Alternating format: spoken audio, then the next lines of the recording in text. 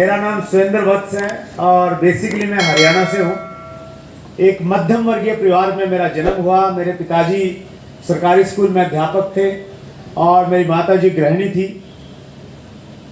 हम लोग 2 भाई और 3 बहनें हैं। जब हम स्कूल कॉलेज में पढ़ते थे हमारे घर पे बहुत ज़्यादा पैसा नहीं था, लेकिन उसके बावजूद हमारे पेरेंट्स ने हम सबको बहुत अच्छी शिक्षा दिलाई। मैंने 1996 में दिल्ली यूनिवर्सिटी से पोस्ट ग्रेजुएशन किया, एमए इन संस्कृत। उससे पहले मैंने बीएड कर लिया था और फिर मैंने एक प्राइवेट टीचर के रूप में अपना करियर स्टार्ट किया, जहाँ पे मेरी 1 महीने की जो तनख्वाह थी वो मात्र 500 रुपया थी। कितनी थी? 500 रुपये महीने से मैंने पैसा कमाना स्टार्ट किया अपनी ज़िंदगी में। 1 साल नौकरी की और 1 साल नौकरी करने के बाद में एक बात बड़े अच्छे से समझ में आ गई, अगर मैंने अपने सपनों को पूरे करना है तो नौकरी से मेरे सपने पूरे नहीं हो सकते, मुझे बिजनेस करना पड़ेगा। नौकरी करने वाले कुछ लोग हैं हमारे बीच में, एक बार हाथ देखना चाहता हूं आपके, जो नौकरी करते हैं, सरकारी प्राइवेट किसी भी तरह की। बहुत सारे साथी। मैं आपसे पूछना चाहता हूं, क्या नौकरी करके हम एक लंबी सी गाड़ी ले सकते हैं सर?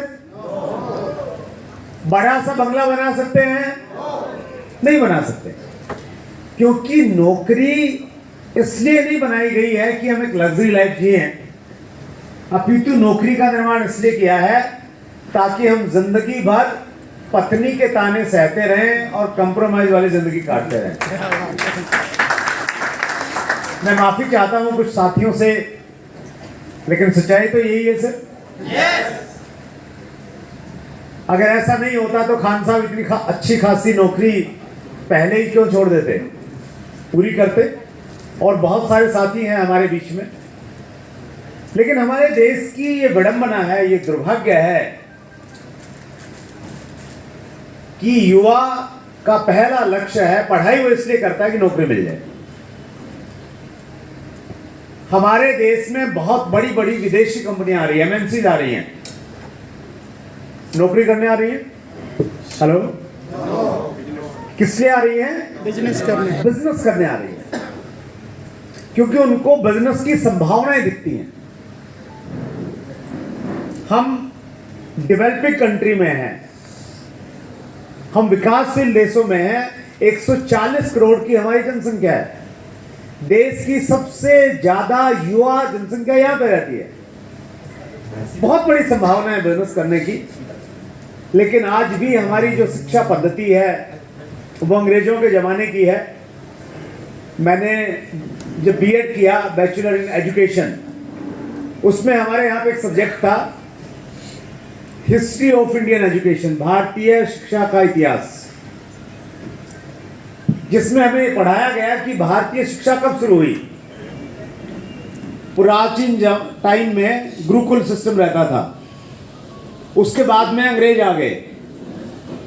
तो अंग्रेजों ने जब यहाँ पे देखा कि अगर हमने राज करना है तो हमें लोगों को थोड़ा सा कुछ चीज़ें सिखानी पड़ेंगी, वो सिखानी पड़ेंगी जो वो हमारे कहने के अनुसार काम करें। और उस समय एक बड़ा परिवर्तन लेके आए लॉर्ड मैकाले। लॉर्ड मैकाले एक उनके वाइस चांसलर रहे इंडिया में, और उन्होंने एक शिक्षा पद्धति दी जिसको भारतीय शिक्षा के इतिहास में मैकाले शिक्षा पद्धति बोलते हैं। तो मैकाले का एकमात्र लक्ष्य था कि उस शिक्षा पद्धति में वो सारी चीजें दी जाएं ताकि जब वो शिक्षा लेके व्यक्ति बाहर निकले तो वो नौकरी के बारे में ही सोचे, व्यापार के बारे में, एंटरप्रेन्योरशिप के बारे में ज्यादा नहीं सोचे। और आज भी इतने आजादी के इतने सालों के बावजूद भी उस शिक्षा पद्धति का असर हमारे ऊपर में है। अभी थोड़ी सी बातचीत होने लगी है, स्किल डेवलपमेंट की बात होने लगी है, एंटरप्रेन्योरशिप की बात होने लगी है, उस प्रकार की चीजें होने लगी है। अब भी हमारे ऊपर में वही प्रभाव है। यस और नो? लेकिन मैं लक्की मानता हूं अपने आप को कि उस समय मेरे को समझ में आ गया था कि नौकरी से कुछ बड़ा होने वाला नहीं है, बिजनेस करना पड़ेगा। बिजनेस क्या किया जाए, कोई बैकग्राउंड नहीं थी, परिवार में कभी किसी ने कोई बिजनेस नहीं किया था।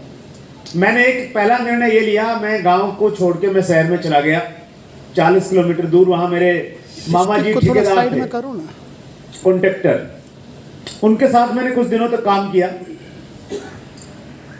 मुझे मालूम नहीं मध्य प्रदेश के ठेकेदार कैसे रहते हैं,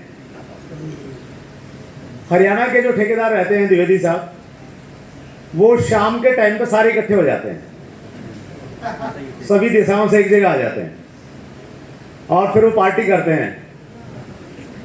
और वो पार्टी जिस प्रकार से करते हैं तो वो बिल्कुल मुझे वो समझ नहीं आई वो चीज़ें। तो मुझे लगा यार ठेकेदार तो अच्छा नहीं बन सकता। और मेरे मामा जी कहते थे कि अच्छे ठेकेदार के लिए जरूरी है सब करना, नहीं तो अच्छे ठेकेदार नहीं बन पाओगे। तो उन दिनों एक नया बिजनेस स्टार्ट हुआ था, केबल टीवी का बिजनेस। मैंने एज ए केबल ऑपरेटर वो बिजनेस स्टार्ट किया। एक हमने डिश एंटीना लगाया, उसको छतरी बोलते थे हम लोग, 4 फीट बाई 4 फीट उसका साइज रहता था। और एक वीसीआर आता था उन दिनों जिसपे फिल्म दिखाते थे हम लोग, और 150 रुपए एक टीवी से हम लोग लेते थे। बहुत अच्छा कारोबार था, ये बात कर रहा हूं मैं 96-97 के लगभग की। खूब मेहनत किया, कुछ करने का इच्छा था, पैसा आने लग गया, अच्छा खासा पैसा आ रहा था। जब मैं कंपेयर करता था अपने टीचिंग प्रोफेशन से, मेरे जो साथी अच्छी जॉब में थे, गवर्नमेंट जॉब में थे, उनसे बहुत अच्छा पैसा बना रहा था, लेकिन मुझे संतुष्टि नहीं मिल रही थी। उसकी 2 वजह थी। पहली वजह ये थी कि वहां पे 24 घंटे काम करना पड़ता था, दिन में भी करते, रात में किसी का केबल खराब होता तो लोग घर पे आ जाते, भैया ठीक करके आओ। कोई रिश्तेदार हुआ उसके सामने बोलते कि नहीं अभी ठीक करके आओ, नहीं पैसे नहीं देंगे। दूसरी समस्या ये थी कि जिस क्षेत्र में मेरे केबल के कनेक्शन थे, वहां पे अगर मैं जा रहा होता गली से तो लोग पीछे से आवाज मारते थे और बोलते थे केबल वाले सुनना। क्या बोलते थे? केबल वाले। जैसे आप बुलाते हैं ना रिक्शा वाले, सब्जी वाले। इस दुनिया में कोई भी आदमी कुछ भी काम करे और उसका कैसा भी नाम हो, चाहे उसका नाम भुंडू राम हो, मतलब जो आप नाम अच्छा नहीं लगता हो, कुछ भी नाम हो, लेकिन हर आदमी ये चाहता है कि जब भी बुलाया जाए ना उसके नाम से उसको बुलाया जाए। मुंशी प्रेमचंद जी ने इसी बात को कुछ इस तरह से लिखा है कि मानव की अभिलाषा है कि उसका नाम सफेद कागज पे काले अक्षरों में लिखा जाए और दुनिया उसको पढ़े।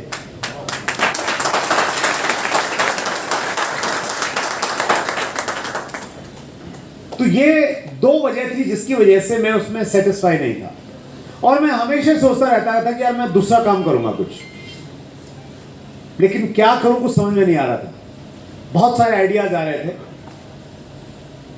आपने वो कहानी सुनी होगी प्यासे कब्बे वाली, once there was a crow he was very thirsty.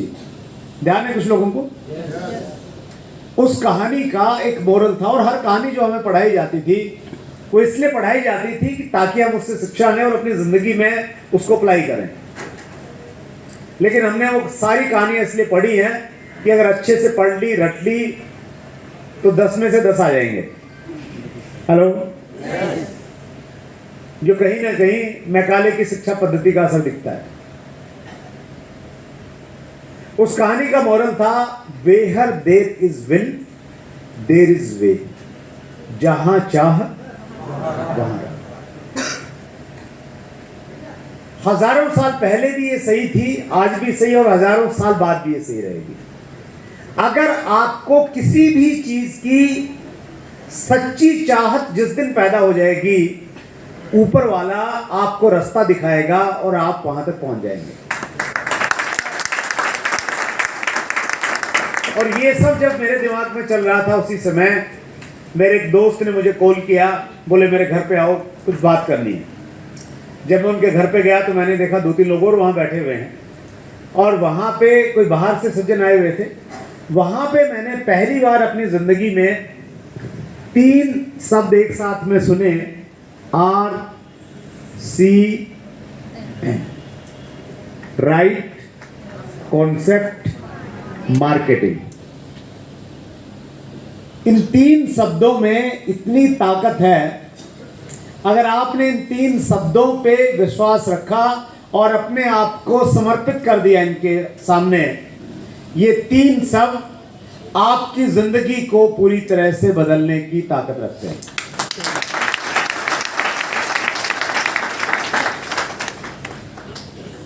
एक कहावत है,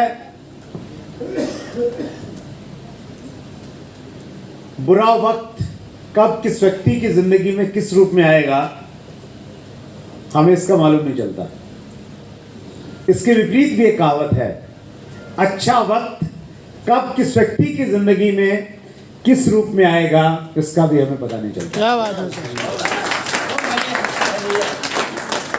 आज से 21 साल पहले आरसीएम मेरी जिंदगी में एक अच्छे वक्त के रूप में आया। हम कहते हैं ना, पुण्य कर्मों का उदय हो गया। हेलो, तो जब पुण्य कर्मों का उदय होता है, कुछ घंटी वंटी बजती है, हेलो, कुछ अलग तरह का म्यूजिक चलता है, कोई भविष्यवाणी होती है आसमान से, कुछ नहीं होती। वो परमात्मा आपको माध्यम बनाता है और उस माध्यम के माध्यम से कुछ चीज आपको मिलती है। इसको व्यापार की भाषा में बोलते हैं अपॉर्चुनिटी। क्या बोलते हैं? अपॉर्चुनिटी, अवसर, आगे बढ़ने का अवसर। आज से 21 साल पहले ये अवसर मेरी जिंदगी में आया,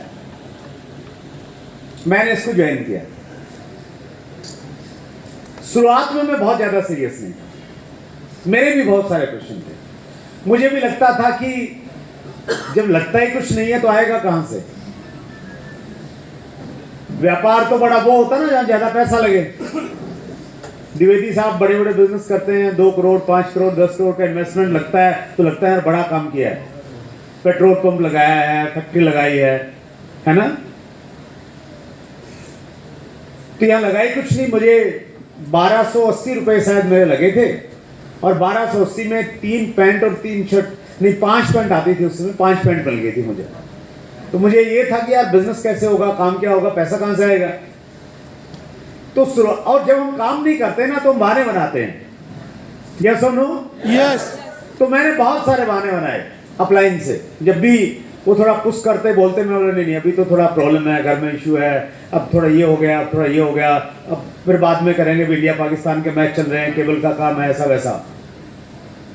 लेकिन जो स्मार्ट अपलाइन होते हैं ना, स्मार्ट अपलाइन, वो मालूम क्या करते हैं? उनको ये मालूम है कि किसी व्यक्ति का सही अगर ये देखना है ये करने वाला है या नहीं करने वाला है, तो वो उसको इस प्रकार की मीटिंग में बैठा देते हैं। एक बार ये टेस्टिंग है और मेरे अपलाइन को ये मालूम था और वो मुझे जबरदस्ती करके इस प्रकार की मीटिंग में लेके आ गए। इसलिए मैं कह रहा था आपसे कि ज्यादातर लोग पधरवाए जाते हैं, पधारते नहीं हैं। और जो पधरवाए जाते हैं ना तो उनकी ही निशानी रहती है, क्योंकि मैं वैसे पधरवा गया था, वो ताली नहीं बजाएंगे।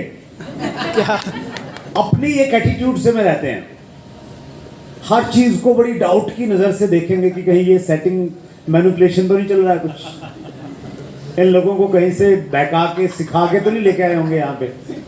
तो अपने तरीके से सोच रहा था मैं भी क्या चल रहा है ये सब ये।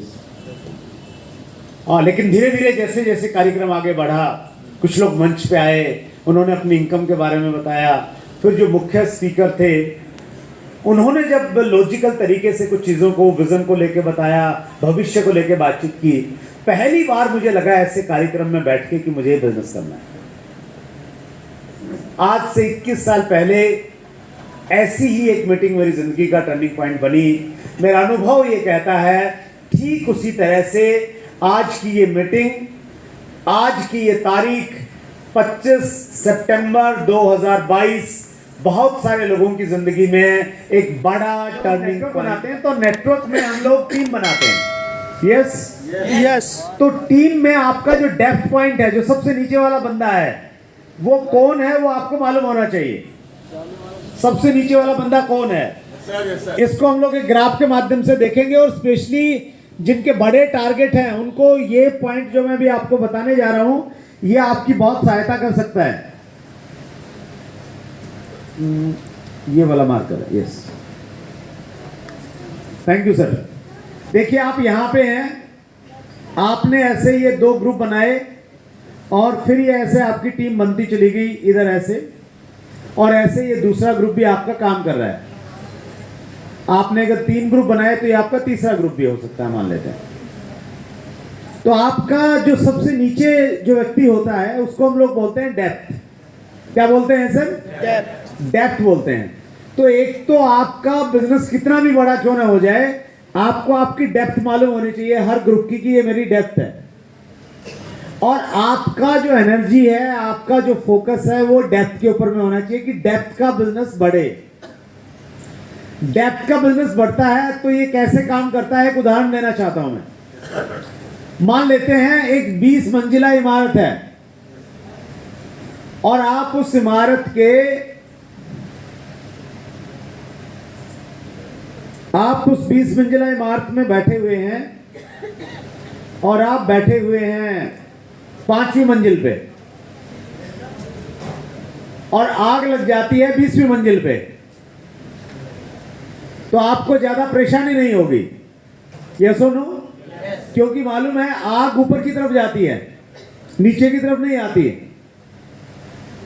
लेकिन अगर उसी मंजिल पे, उसी में आप 5वीं मंजिल पे हैं और आग लग जाए ग्राउंड फ्लोर पे, तो फिर आराम से बैठ पाएंगे? नो। और अगर आप 20वीं मंजिल पे हो, आग ग्राउंड फ्लोर पे लगी है, बैठ जाओगे आराम से कि चलो नहा धो के निकलता हूं, थोड़ा सा देखेंगे फिर आग से निपटेंगे? ऐसा तो नहीं करेंगे ना।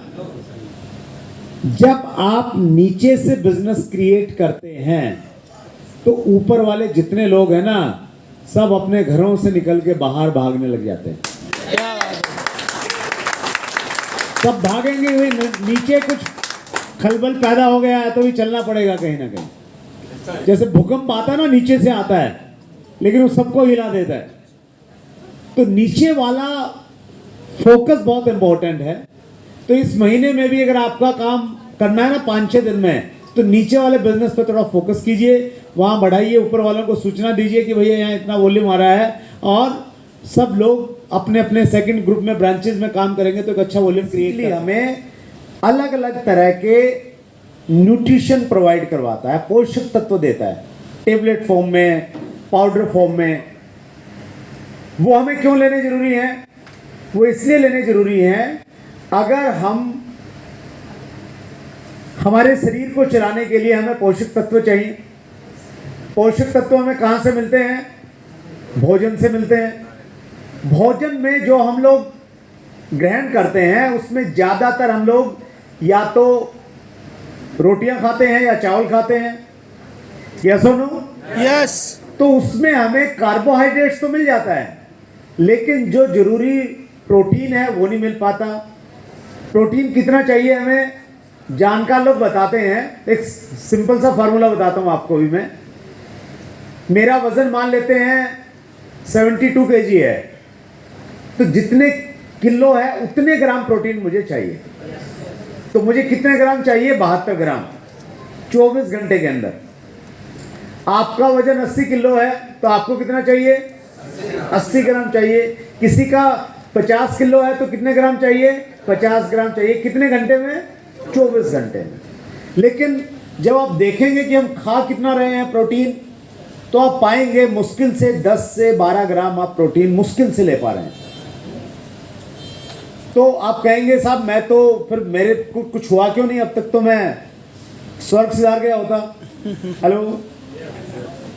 तो जब आप पोषक तत्व नहीं लेते हैं तो उसका असर एक दिन में हमारे शरीर पे नहीं पड़ता है। जैसे जैसे उम्र बढ़ती चली जाती है उसका असर हमारे ऊपर में दिखने लग जाता है, और बहुत सारी बीमारियां हमारे अंदर में इसलिए हो रही हैं क्योंकि हमने वो पोषक तत्व नहीं लिए जो इनकी जरूरत थी, और उनकी कमी की वजह से चीजें खराब होने लग जाती हैं। राइट? यस। तो न्यूट्रीचार्ज के 2 प्रोडक्ट तो हमें हर किसी को लेने चाहिए विदाउट एनी, एक में कंडीशन है, एक में तो कोई कंडीशन नहीं है। एक है हमारा पुरुषों के लिए न्यूट्रीचार्ज मैन और महिलाओं के लिए न्यूट्रीचार्ज वुमेन।